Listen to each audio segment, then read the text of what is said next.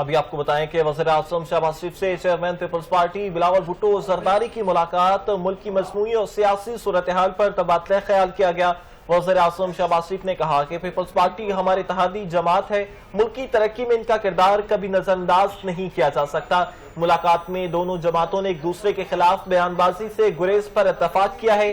ملاقات میں نائب وزیر اعظم اسحاق ڈار، وزیر دفاع خواجہ آصف احسن اقبال اور راجہ پرویز اشرف، سینیٹر شیری رحمان، علی قاسم گیلانی بھی موجود تھے۔ آپ کو ہم خبر سے آگاہ کریں کہ وزیر اعظم محمد شہباز شریف سے chairman peoples party Bilawal Bhutto Zardari کی ملاقات، ملک کی مجموعی اور سیاسی صورتحال پر تبادلہ خیال کیا گیا۔